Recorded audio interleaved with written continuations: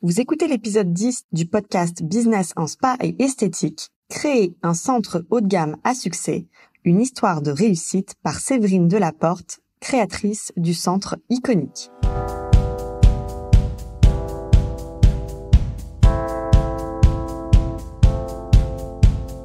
Bonjour et bienvenue. Je suis Tiffaine Modeste et je suis ravie de vous retrouver sur le podcast Business en spa et esthétique, le premier podcast du secteur du spa et de l'esthétique en France. À chaque épisode, je vous propose de découvrir les meilleures astuces que j'ai mises en place au cours de ma carrière et qui m'ont permis d'atteindre le 1 million d'euros de chiffre d'affaires dans mon spa, les outils que je partage avec nos clientes et leurs histoires de réussite, et les témoignages des grands acteurs de notre secteur.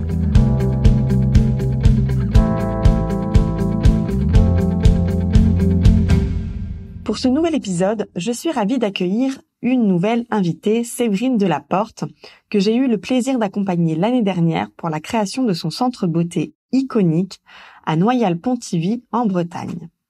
Séverine fait partie de cette nouvelle génération de gérants de beauté qui a compris l'importance de son nouveau rôle d'entrepreneur et qui s'est parfaitement bien préparée à l'ampleur de cette tâche. Là où de nombreux créateurs de centres peinent à connaître le succès sur les premières années d'ouverture, Séverine a vraiment bien fait les choses. Au moment où sort cet épisode, Séverine s'apprête à fêter le premier anniversaire de l'ouverture d'Iconique. Alors je vous propose de célébrer cela ensemble avec elle. Bonjour Séverine, merci d'avoir accepté mon invitation sur ce podcast. Comme je le disais en introduction de cet épisode, tu fais partie de ce que j'appelle cette nouvelle génération de gérantes de centres beauté. Alors, est-ce que tu peux nous raconter ton histoire ? Bonjour Tiffaine, merci pour ton accueil sur ce nouveau podcast. Alors oui, avec plaisir. Je suis Séverine, esthéticienne depuis 10 ans maintenant, métier que j'ai eu la chance de découvrir dans différentes structures, aussi bien instituts traditionnels, spa ou encore parfumerie. C'est surtout lors de ma dernière expérience professionnelle en tant que collaboratrice que ma vision sur notre métier m'a poussée à aller plus loin. Et c'était exactement après l'arrivée de mon deuxième enfant. J'ai rapidement senti qu'il était important pour moi de créer mon propre concept esthétique. Cette envie, je l'ai toujours eue, mais je pensais que le fait de devenir maman allait un petit peu me bousculer et me faire voir les choses différemment. Et en fait, non, pas du tout. J'ai voulu quand même, avant de me lancer, de prendre du temps pour moi, me recentrer sur mes ambitions pour y voir plus clair. Et donc, j'ai décidé de démarrer un accompagnement en développement personnel sur plusieurs mois. D'ailleurs, j'en avais parlé lors d'un article sur le blog Iconique. Je crois que tu avais pu en prendre connaissance. Et donc, cet accompagnement m'a vraiment permis d'accélérer les choses puisque quelques mois plus tard, j'obtenais ma rupture conventionnelle et effectivement, je me suis lancée dans la création de mon propre concept de beauté. Bon, on va regarder tout ça. Au tout début de tes réflexions sur la décision de te mettre à ton compte, donc ça t'a pris effectivement du temps de réfléchir, il y a eu le deuxième enfant, t'as bien posé les choses. Mais qu'est-ce que tu avais imaginé de ta future vie de chef d'entreprise ? Est-ce que tu avais, par exemple, un modèle en tête de ce que tu devais faire en tant que gérante ? Est-ce que tu savais si tu voulais ouvrir plutôt un centre traditionnel ? Est-ce que tu avais une idée arrêtée du choix de tes marques ? Alors, dans les grandes lignes, je savais effectivement vers où je voulais aller. Ma priorité numéro 1, c'était vraiment de trouver le fameux équilibre vie pro, vie perso. Après, le niveau modèle, je voulais créer un institut haut de gamme qui était spécialisé dans les traitements de problématiques de peau, dans l'accompagnement en massage et les hautes technologies. Après, j'avais pas plus d'idées arrêtées. Je savais surtout que je voulais pas faire comme les autres instituts qui, pour la plupart, sont dans les instituts traditionnels et qui suivent plutôt ce qu'on apprend dans nos études esthétiques. Je voulais pas spécialement faire d'onglerie, de maquillage, etc. Et je m'étais même mis en tête que j'allais reprendre un institut déjà en place. Je pensais que ce serait beaucoup plus facile de prendre une clientèle, que ce serait moins risqué, entre guillemets. Et puis finalement, j'ai eu une autre opportunité qui a été d'investir dans un local commercial, donc où je suis actuellement, qui était donc une ancienne boucherie. C'était un gros défi parce qu'il y a eu besoin de tout créer de A à Z et en même temps, j'avais carte blanche. Et concernant ma vision en tant que chef d'entreprise, pour moi, ma ligne directrice, je le répète assez souvent, c'est Laetitia, ma coach en développement perso, qui m'a transmis cette jolie citation, c'est que l'entreprise est le prolongement de soi-même. Donc, je me disais, il faut absolument que dans mon institut, on arrive à trouver ma singularité, mon identité à moi. Et d'ailleurs, on appelle ça au sein de SBE notre propre vision. Et donc, j'ai pris vraiment le temps de sélectionner mes marques pour qu'elles correspondent vraiment à mes propres valeurs. Et toujours dans cette démarche, je me suis dit que je continuerais à me former pour répondre vraiment aux exigences de nos clients de demain. Et je te dirais même que pour moi, le nom iconique, je ne l'ai pas choisi au hasard, puisque par définition, iconique beauté sur mesure signifie mettre à l'honneur cette vision que j'ai de l'esthétique qui va proposer des solutions sur mesure pour des résultats optimum, aussi bien sur la qualité de la peau que sur le lâcher-prise du corps et de l'esprit. J'estime pour moi que chaque client mérite une expérience unique qui répond à des besoins qui leur sont vraiment propres et qui leur permettent une reconnexion à soi et un profond mieux-être. Mais pas plus. Ok, donc ça c'était vraiment, mais c'est quand même déjà assez précis dans Oui. ta réflexion. Ce que tu avais déjà, je pense aussi par rapport à la plupart des entrepreneurs, c'est ce que tu as pu travailler notamment avec ta coach en développement personnel Laetitia, et c'est ce que nous on appelle au sein de SBE, comme tu l'as dit, la vision, parce que ça c'est vraiment un point de départ qui nous permet ensuite de travailler sur la préparation du projet.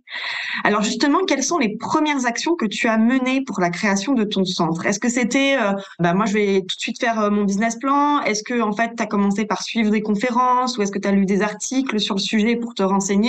Par quoi tu commences en tant qu'action? Alors, en tant qu'action, moi, je t'avoue que niveau culture métier, je suis déjà très intéressée sur plein de choses. Avant, même quand j'étais collaboratrice, j'ai toujours été curieuse et intéressée par l'évolution de notre secteur.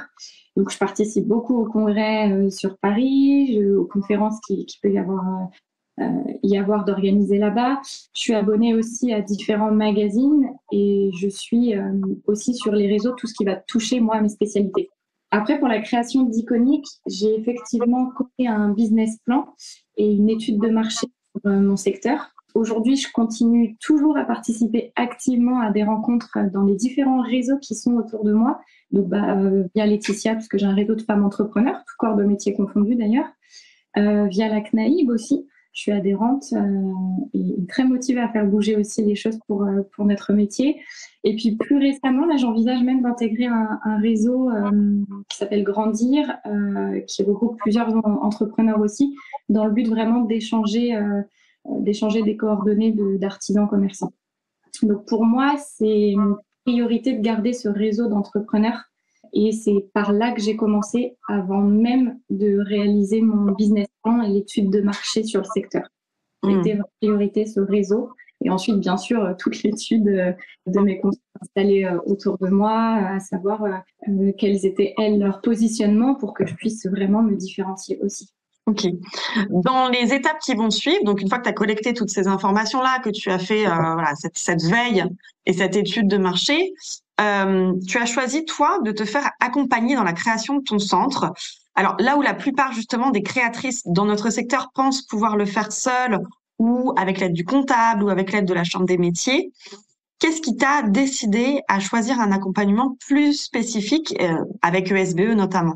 Oui, alors pour moi, ça a été assez logique et évident en fait de me faire accompagner dans notre spécialité de l'esthétique, parce qu'en fait, mon mari est artisan, lui, dans le bâtiment depuis 7 ans maintenant, et je vois au quotidien les difficultés qu'il peut rencontrer dans la gestion de son entreprise, que ce soit dans le management avec ses équipes, dans sa rentabilité, la gestion même de son planning, de marketing, etc. Et lui-même se fait accompagner depuis 2 ans par un conseiller sur son secteur. Et donc, je me suis dit, je vais peut-être prendre l'audace de le faire, moi, carrément avant l'ouverture, pour vraiment avoir toutes ces cartes en main et prendre les meilleures décisions. Donc, c'est pour ça qu'après avoir obtenu ma rupture conventionnelle, alors c'était en juin 2021, je me suis inscrite au programme Start and Reset à tes côtés, que j'ai démarré juste après, en septembre, en fait. Et je t'avais notamment entendu déjà lors de certaines conférences ou lors de mes lectures précédentes. Et l'idée était vraiment de pouvoir créer à mon image le centre qui me correspond le plus. Et pour moi, seulement ESBE peut transmettre ses compétences. Je me souviens d'ailleurs de nos échanges lors des sessions de coaching sur le programme que tu as suivi et en particulier du moment où tu as eu le déclic qu'il fallait que ton centre soit vraiment spécialisé haut de gamme dès le lancement. Nous avons parlé de ta spécialité visage ensemble, mais aussi de ta spécialité massage. et je t'avais fait choisir parmi différentes techniques et tu m'as répondu tout de suite, je veux me former à l'Ayurveda. Qu'est-ce qui s'est passé dans ta tête à ce moment-là? Alors, je m'en souviens aussi très bien de cette visio. Alors, pour moi, en fait, pendant cette période où j'étais en coaching, pendant le programme, le message était assez clair pour moi. Je me disais que j'étais sur le bon chemin, que mes fondations étaient posées, mais il fallait que j'approfondisse un peu plus. Donc, je me suis dit, alors, Séverine, tu es toi-même accompagnée en développement perso, pour moi, mon propre épanouissement, aussi avec ESBE pour Iconic. Et du coup, ça m'a semblé vraiment évident de me diriger vers une prise en charge plutôt globale pour ma clientèle. Pour moi, que ce soit pour améliorer la qualité de la peau de mes clients ou leur apporter un mieux-être, c'était nécessaire d'avoir un temps d'échange avant pour définir ensemble ce qui était le plus juste pour eux et les conseiller en fonction de leurs attentes. Et l'idée, c'était donc de mettre en place une consultation approfondie pour qu'ils sélectionnent un temps de prestation et que moi, je détermine en fonction du temps disponible le soin le plus adapté pour atteindre ces résultats souhaités. Et pour moi, cette consultation approfondie, c'est le pilier de mon approche haut de gamme. Après, pour effectivement l'Ayurveda, écoute, en définissant le terme directement d'Ayurveda, je te dirais que ça confirme encore une fois ma différence. Puisque en Inde, l'Ayurveda est ce qu'on appelle, nous, en Occident, on va dire le développement personnel. Et ça se traduit littéralement par la connaissance de la vie. Donc, grâce à mon approche en massage ayurvédique, je vais proposer à ma clientèle une connaissance de soi à travers le toucher. Donc, pendant le programme à tes côtés, j'ai encore plus approfondi ce que moi-même je recherche, qui est l'équilibre optimal peau et mieux-être. Et ça m'a vraiment permis de déterminer mon USP de manière précise et de savoir concrètement vers où aller. Est-ce que tu peux nous raconter justement comment tu as vécu la période, donc une fois qu'on a posé toutes ces réflexions, la période de ce qu'on appelle la pré-opening, c'est-à-dire les 3 mois avant l'ouverture? Alors oui, bon, on va pas se le cacher, c'est très stressant. Alors moi, j'avais le guide du créateur aussi, l'outil que SBE nous met à dispo pour noter justement toutes les priorités, bien tout organiser et préparer au mieux là, cette période pré-opening. Alors pour autant, je te cache pas, il y a vraiment eu beaucoup de questionnements, de doutes, de peurs, c'est clair. Je me suis quand même installée dans une commune où il y a 3500 habitants, où il y a des instituts autour de moi aussi. Enfin voilà, c'est pas sans pression non plus. Et en plus, c'est ajouté à ça, bien évidemment, des dégâts pendant les travaux qui m'ont amené à décaler un petit peu l'ouverture de quelques semaines.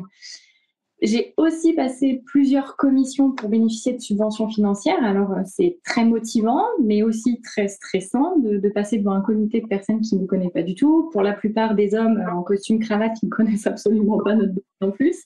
Et puis, finalement, je les ai toutes obtenues, donc ça m'a permis encore plus de m'élancer. Et en même temps, j'étais hyper euphorique à l'idée d'ouvrir Iconic. En fait, une partie de moi allait voir le jour et ça a été très, très émouvant. C'est vraiment, je souhaite à tout le monde de découvrir cette sensation-là. Et à côté de ça, j'ai vraiment mis en place un gros budget aussi pour la communication, puisque je suis accompagnée sur ma com avec une agence, l'agence Close Up qui est à Vannes. Je me suis, avec eux, vraiment mis tout un programme, donc que ce soit la création du site internet, l'impression de flyers pour l'ouverture qui ont été distribués dans les centres commerciaux, les boîtes aux lettres, tout ça. J'ai également mis avec eux une carte des soins, créé des fiches de suivi post-soin, des cartes collector qu'on peut retrouver aussi à chaque saison. Et en parallèle, j'ai aussi contacté donc les journaux locaux et un vidéaste professionnel, Jérôme Coche, pour réaliser régulièrement des supports vidéo. Et tout ça, c'était vraiment dans l'idée de faire du teasing en fait avant l'ouverture. Ça a été une sacrée organisation, mais aujourd'hui, franchement, ça m'a aussi permis d'obtenir la clientèle que j'ai. Absolument. Et cette période de communication et de teasing, elle est absolument essentielle. Et tu l'as très, très bien menée. Tu avais d'ailleurs très bien préparé ton ouverture. Avec le recul, qu'est-ce qui, selon toi, a fonctionné et qu'est-ce qui aurait pu être amélioré? Alors pour moi, on peut toujours mieux faire, on peut toujours améliorer et revoir les choses différemment. Je pense que j'aurais pu mieux appréhender la gestion de mes stocks en ouverture et pourtant on est bien rodé sur le sujet, mais en fait on a toujours peur de manquer de produits. Alors moi c'était surtout pour le consommable, autant mes marques partenaires, Biologique Recherche, Altera, ça a plutôt bien fait sur le stock produit. Mais le consommable, je ne sais pas pourquoi, j'ai stocké une quantité de mouchoirs et autres. Donc sur ce point, là, je travaille justement de manière beaucoup plus assidue dessus pour commander régulièrement en plus petite quantité. Et vraiment, ce qui a très bien fonctionné, on vient d'en parler, c'est ma communication, parce qu'aujourd'hui, ça m'apporte encore toujours de nombreux rendez-vous. Et puis, j'ai aussi tout mon programme marketing, enfin tout mon plan marketing qui est mis en place aussi sur plusieurs mois en avance. Et puis, mon plus, c'est aussi mon mindset, vraiment cet équilibre, cet état d'esprit que j'aime moi-même, de toujours suivre moi ce qui me fait vibrer et qui me permet d'organiser vraiment au mieux cet équilibre que j'ai toujours souhaité, vie pro, vie perso. Aujourd'hui, franchement, j'ai vraiment cette sensation de vivre ma meilleure vie. Mais vraiment, c'est top ce qui se passe. Bon, c'est parfait. Et c'est vrai que tu as quand même des super résultats et une super réussite. Comment ça s'est passé? Du coup, première année d'ouverture complète, c'est bientôt ton anniversaire d'ouverture. Quels ont été les moments marquants de cette première année? En fait, je te dirais qu'il y a un avant et un après 6 mois d'ouverture. Grâce à ma communication, justement, les clients étaient au rendez-vous dès l'ouverture, vraiment, mais de façon quand même un peu timide. C'était beaucoup de questions concernant les massages, des techniques, des soins au visage qui étaient sélectionnés avec Biologique Recherche, comment ça fonctionnait, pourquoi je prenais ce temps d'échange. Au début, ça n'a pas toujours été compris, cette fameuse consultation. Ah bon, on va se voir dans un bureau, je comprends pas. Et puis en fait, les clients se sont pris vraiment au jeu. Donc on va dire que les 6 premiers mois, je réalisais à peu près 1 à 2 soins visage ou corps confondus par jour. Puis après, j'ai commencé vraiment à organiser des animations avec les portes ouvertes, des diagnostics de peau, des visites privées de l'Institut, pour vraiment continuer à faire connaître cette valeur ajoutée que je proposais. Puis ensuite, il y a eu le après 6 mois, on va dire à partir de octobre-novembre, où le flux de tous les rendez-vous a augmenté. Mes premiers clients qui étaient présents sont toujours aussi fidèles d'ailleurs, ils m'ont amené de nouveaux clients et ainsi de suite. J'ai aussi organisé la soirée privilège fin novembre, puis il y a eu la période aussi de Noël. Et là, l'engouement s'est vraiment confirmé. Aujourd'hui, je peux te dire que je réalise au minimum 3 à 4 soins par jour, que ce soit en soins suivis, donc vraiment du rebooking immédiat toujours, ou soit en soins premier rendez-vous. Donc ça se poursuit. Ça commence à te faire connaître avec une notoriété qui grandit au niveau local. Est-ce que ta clientèle, la clientèle que tu as en fait aujourd'hui, elle correspond à celle que tu avais imaginée en tant que clientèle de rêve? C'est quelque chose qu'on fait travailler aussi dans la stratégie marketing. Est-ce que ce que tu avais imaginé, ça ressemble à la réalité? Alors franchement oui, et même au-delà, parce que je m'attendais pas à autant de fidélisation pour le coup. C'est vraiment la cible que je voulais. C'était pas du tout faire du one shot et pouvoir à chaque fois rebooker et suivre justement mes clients sur du long terme. Et en fait, voilà, le parcours client que j'ai imaginé permet justement ça. Et plus encore, puisque j'ai des clients qui viennent de très loin, alors que dans leur ville, ils ont des instituts aussi. Mais là, tu vois, j'en suis à des clients qui font 60, 70 kilomètres pour venir me voir. Donc, voilà, c'est génial.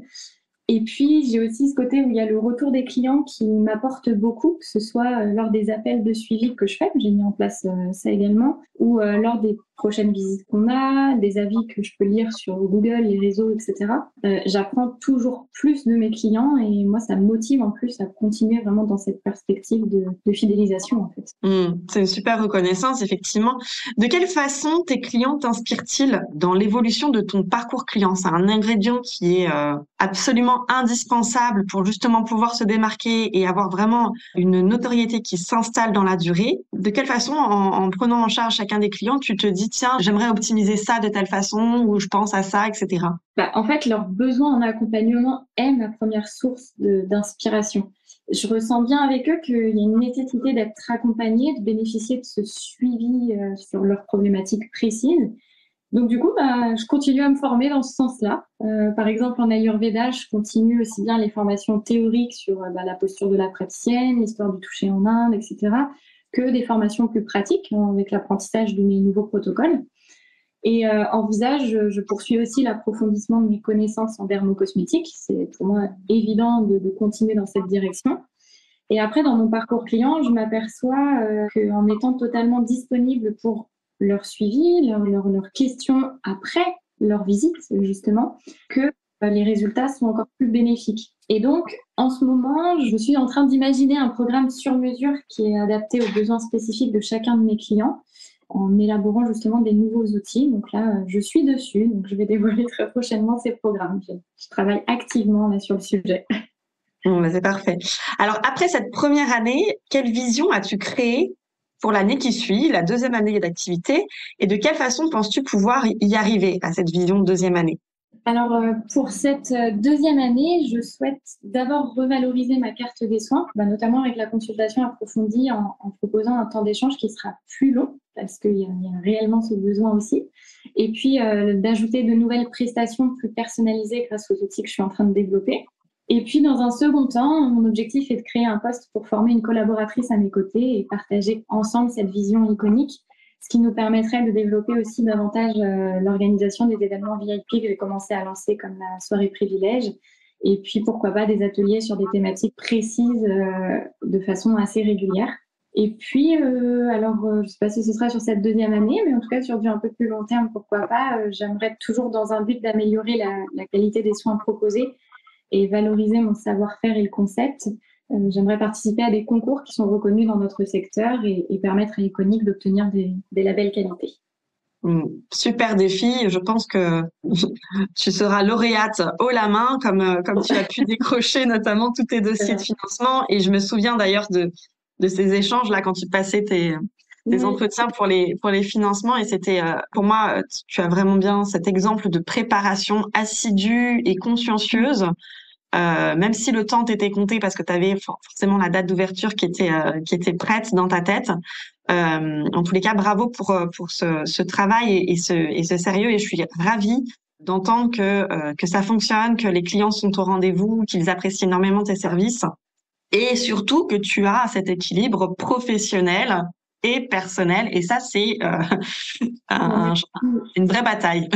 Oui, totalement. Merci beaucoup. ESBE m'apporte beaucoup toujours au quotidien parce que je suis toujours aussi dynamique dans tous les coachings qu'on reçoit encore dans l'espace membre et merci aussi pour tout ce qui a été transmis puisque c'est un gros travail effectivement, mais c'est toutes ces ressources qui me permettent aussi de continuer dans cette direction. Donc, merci Tiffaine. Merci Séverine pour ce temps de partage de ton parcours qui pourra, j'espère, et je pense certainement aider les futures gérantes. Si vous voulez découvrir Séverine et tout son travail au sein d'Iconic, je vous invite à la suivre sur Instagram et pourquoi pas à prendre rendez-vous avec elle si vous êtes de passage dans le Morbihan, parce que voilà, on peut venir de loin pour venir te voir. Donc, quant à moi, je vous retrouve la semaine prochaine pour un nouvel épisode où nous parlerons justement de la création de son business plan pour son centre spa ou beauté. Si vous aimez le podcast Business en Spa et Esthétique et que vous aussi, vous voulez upgrader votre centre, je vous invite à nous retrouver sur le site expertise-spa-bien-être.fr. Vous pourrez y retrouver mes articles et ressources gratuites et faire le test en ligne « Quel parcours de formation est fait pour moi ?» N'oubliez pas de vous abonner au podcast dans votre plateforme d'écoute et de nous partager votre avis. Cela nous aide énormément. Merci et à la semaine prochaine.